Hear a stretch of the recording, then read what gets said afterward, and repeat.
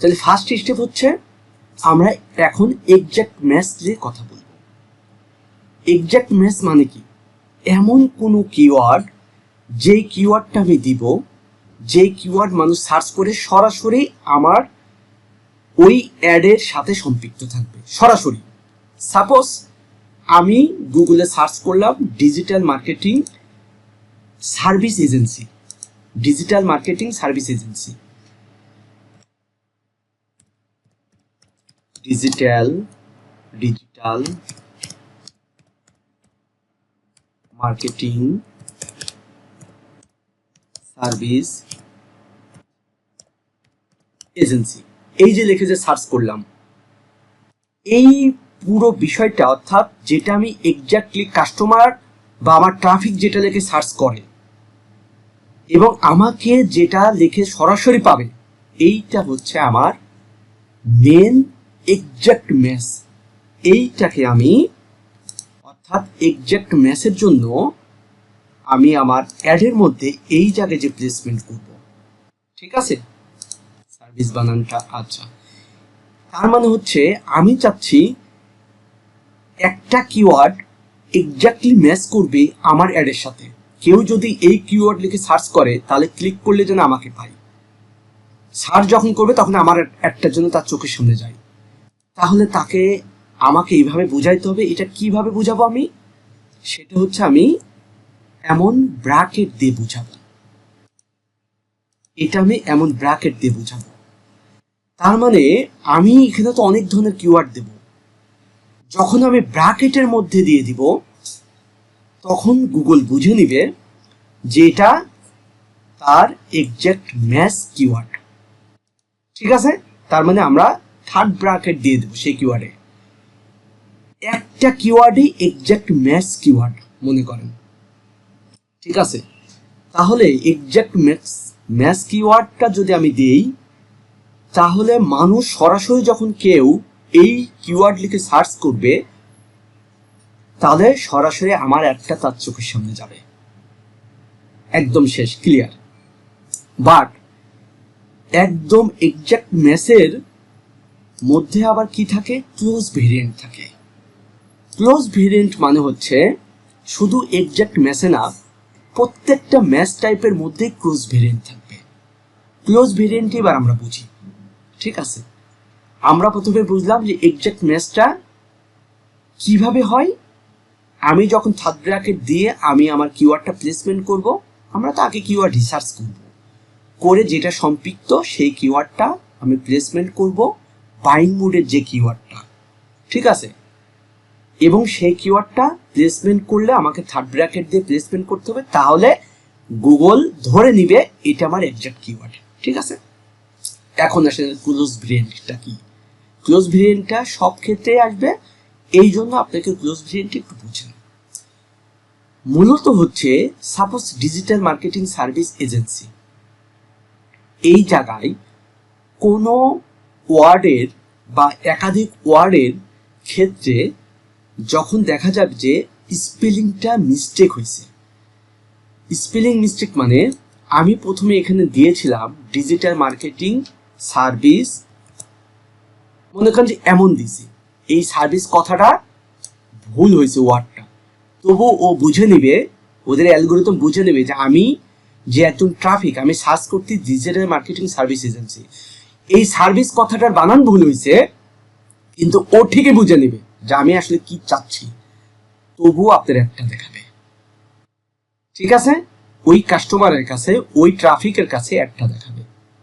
Suppose আমি একাধিক বানানেও ভুল করতে পারি, কিন্তু ক্লোজিং এ যদি মিলে যায় ও ঠিকই ধরে নিবে এবং আপনার সামনে, ওই ট্রাফিকের সামনে, ওই কাস্টমারের সামনে আপনার একটা চলে যাবে।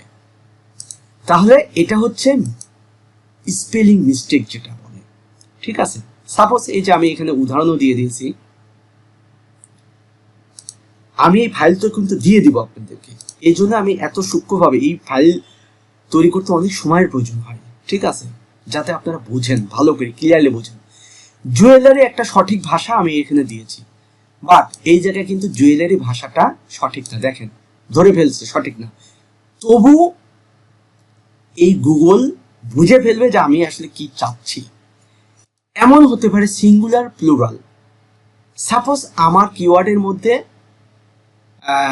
যেটা আছে ওইটা সরাসরি না লিখলেও আমার কাস্টমার যদি লেখে, আমার কাস্টমার বা ট্রাফিক যাই হোক যেটাই বলেন না কেন, লেখে যে গ্লাস লিখলো, সেখানে গ্লাস সে অরিজিনাল হবে, সেটা সিঙ্গুলারই হওয়ার কথা হয়তো সেন্টেন্সের মধ্যে, যে কিওয়ার্ডটা আমি ব্যবহার করতেছি যেই সেন্টেন্স, ওখানে হয়তো বা ওয়ার্ডটা সিঙ্গুলার হবে, বাট সেটা প্লুরাল লিখছে কিনা, তবুও আমার একটা তার চোখের সামনে শো করবে, তার কাছে যাবে, কারণ ওদের অ্যালগরিদম ঠিকই বুঝে দেবে যে সে আসলে কি চাচ্ছে।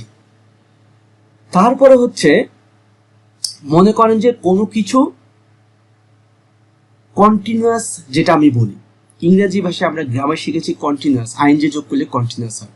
সাপোজ সে সার্চ করছে কোনো কিছু ওয়ার্ক লিখে, সেখানে হয়তো আইএনজি যোগ করে সে ওয়ার্কিং কন্টিনিউয়াস হয়ে গেছে, তবু সে বুঝে নেবে যে সে কি চাচ্ছে, তার কাছে আমার একটা যাবে।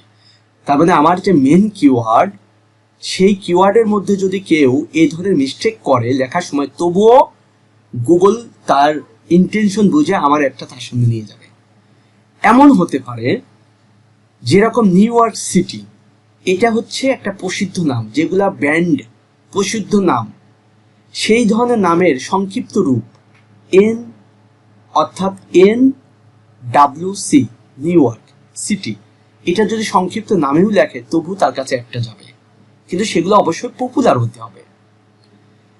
তারপরে কি, সাপোজ কোনো ডিপার্টমেন্ট, কোনো কিছুর আমাদের অ্যাভেরিয়েশন যেটা থাকে, যে এই যে ডিপার্টমেন্টকে সংক্ষিপ্ত ডিপিটি লেখা হয়, যদি কোনো কিওয়ার্ডের সে সার্চ করতে যায় সংক্ষিপ্ত রূপ লেখে, সেটাও সেক্ষেত্রেও আমার একটা তার সামনে যেতে পারে। আবার দেখা যায় কোনো কোনো ভাষা লেখার ক্ষেত্রে কিছু শব্দ থাকে, সেই শব্দের দেখবেন যে কিছু ডিজাইন করা থাকে, বা আপনারা গুগলে সার্চ দিলে বিভিন্ন ভাষায় যখন দেখবেন তখন এগুলা বুঝতে পারবেন। ঠিক আছে, যেমন আমি সিম্পলি দেখাই, দেখেন গুগল ট্রান্সলেট আমি গেলাম, নেওয়ার পরে আমি একটা CAFT ক্রাফট, এটাকে আমি লিখছি, এটাকে লেখার পরে আমি এই জায়গায় হয়তোবা ভাষা চেঞ্জ করে একটা অন্য কোনো ভাষা দিলাম, এর মানে এটা এই ভাষায় আসতেছে, স্পেনিশ বা অন্য কোনো ভাষাটা সে দিয়ে দেখি। কিছু কিছু দেশের ভাষার ক্ষেত্রে দেখবেন ওই ওয়ার্ডের সাথে কিছু সেম ওয়ার্ডই থাকবে, বাট কিছু ওই চাইনিজ ভাষা লেখার মতো বিভিন্ন শব্দ মধ্য থাকে না আশেপাশে, ওই রকম দেখাবে মূলত। যেরকম এই যে CAFE উপরে যায় একটা হয়তো কোনো রকম একটা টানমান বা ডিজাইনের ক্ষেত্রে, তবুও বুঝে নেয় সে কি বুঝাইতে চাচ্ছে। ঠিক আছে, এই ক্লোজ ভেরিয়েন্ট এটা সব ক্ষেত্রেই থাকে। তার মানে আমরা প্রথমে এখন যেটা কাভার করলাম, এক্সাক্ট ম্যাচটা কাভার করলাম। ঠিক আছে, এক্সাক্ট ম্যাচ কাভার করলাম এবং ক্লোজ ভেরিয়েন্ট কাভার